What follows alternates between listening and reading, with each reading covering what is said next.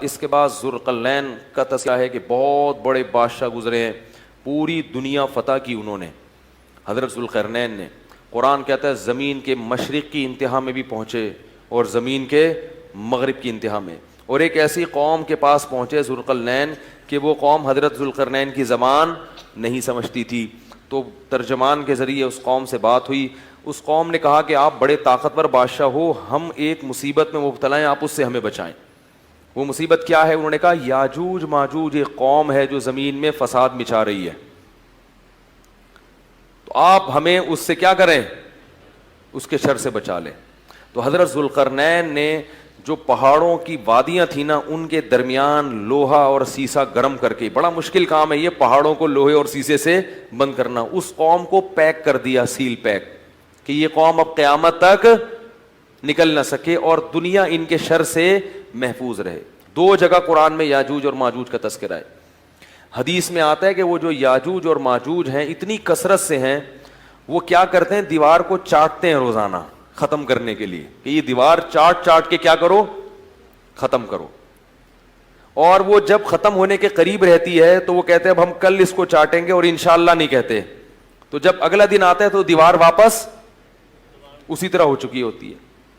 تو آپ صلی اللہ علیہ وسلم نے فرمایا قرب قیامت میں وہ یہ کہیں گے کہ انشاءاللہ اس دیوار کو ہم کل ختم کر دیں گے۔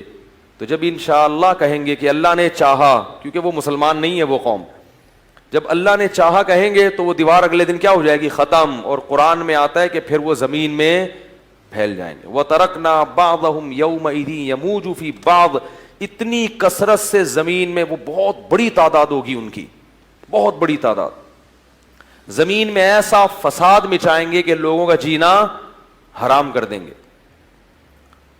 گھس رہے ہوں گے ایک دوسرے کے اندر، اتنی کثرت سے ہوں گے۔ فرمایا، اور پھر حدیث میں آتا ہے، یہ تو قرآن میں ہے نا کہ اتنی کثرت سے ان کو چھوڑ دیا جائے گا، حدیث میں آتا ہے کہ حضرت عیسیٰ علیہ الصلاۃ والسلام جب نازل ہوں گے تو پھر یاجوج ماجوج کو ختم کریں گے، ان کی لڑائی ہوگی، وہ اللہ سے بد دعا کریں گے۔ پھر حدیث میں آتا ہے کہ اتنی لاشیں جب وہ مریں گے نا، اتنی لاشیں ہوں گی کہ ان کی لاشوں کی کثرت سے زمین میں بدبو اور تعفن پھیل جائے گا، اور اتنی لاشوں کو ٹھکانے لگانا مسلمانوں کے بس میں نہیں ہوگا۔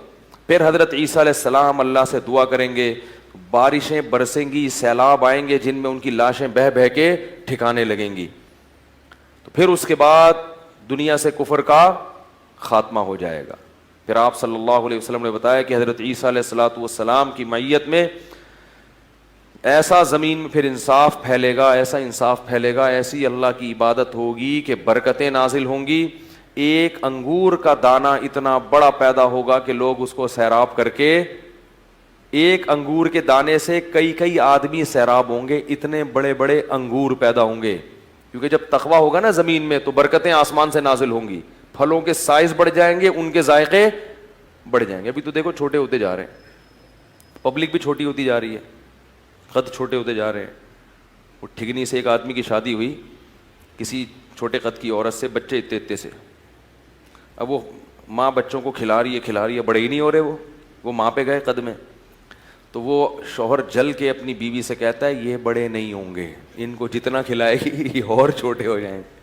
کہتے ہیں ان کے ساتھ پودے لایا تھا، وہ بڑے ہو گئے اور یہ اتنے کے۔ یہ کوئی پرانے زمانے کا ہم نے کلپ سنا تھا۔ تو ہر چیز جو ہے نا اس کی برکت کیا ہو رہی ہے؟ ختم۔ اب آپ دیکھو، ہمیں یاد ہے بچپن میں جب روٹی پکتی تھی نا کچن میں، خوشبو آتی تھی دور تک، اب روٹی میں خوشبو ختم ہو گئی ہے، تو برکتیں ختم ہو رہی ہیں، ذائقے ختم ہو رہے ہیں۔ ہری مرچوں میں مرچیں نہیں ہیں، میں ہری مرچوں کا عاشق ہوں، میں کھانے میں ہری مرچ کے بغیر کھاتا نہیں ہوں، اور ایسے چباتا ہوں ایسے ایسے کر کے۔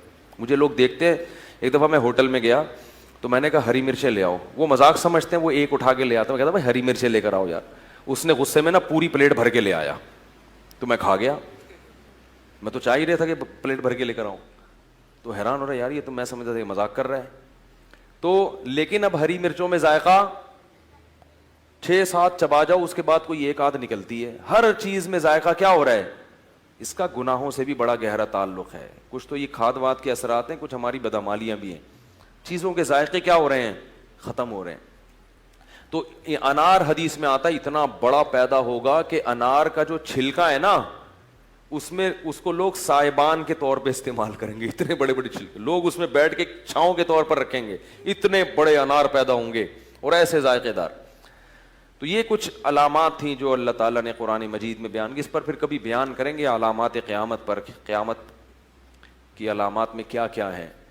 تو یہ ایک مستقل ٹاپک ہے, اس میں لوگوں نے موضوع من گھڑت قصے بہت بنائے ہوئے ہیں, صحیح روایاتیں کم ہیں اور جو موضوع من گھڑت کتابیں اور اپنی طرف سے قصے کہانیاں بنا کے, ورنہ یہ ایک مستقل ٹاپک ہے, قرآن و سنت میں اس پر بہت کچھ بیان کیا گیا ہے.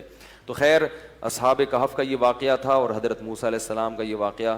ہاں تو اچھا, یہ جو یاجوج ماجوج ہیں, بعض لوگ یہ اشکال کرتے ہیں کہ اب تک سائنسدانوں کو تو نظر آئے نہیں ہے, یہ زمین میں جو سیاح ہیں جو گھوم ان کو تو نظر آئے نہیں, سیٹلائٹ سیارے بھی ہو گئے.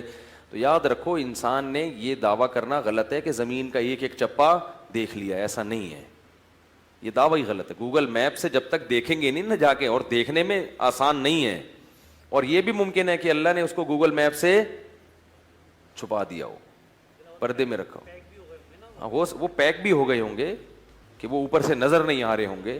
اور بعض لوگ یہ کہتے ہیں کہ یہ چائنیز ہے نا, یہ یاجوج ماجوج ہیں. تو مجھے نہیں پتا, ممکن ہے, میری تحقیق نہیں ہے, کوئی بھروسہ نہیں ہے, کیونکہ یہ بھی پہاڑوں کے اندر ہے اور یہ بھی اتنے زیادہ ہیں کہ جب یہ آئیں گے نا چنگ چنگ پونگ پونگ کر کے پوری دنیا میں. لیکن بہرحال ایک قوم ہے, ہمارا اس پر ایمان ہے کہ وہ ایک قوم ہے جو قرب قیامت میں زمین میں پھیل جائے گی اور فساد مچائے گی, بہت زیادہ فساد مچائے گی.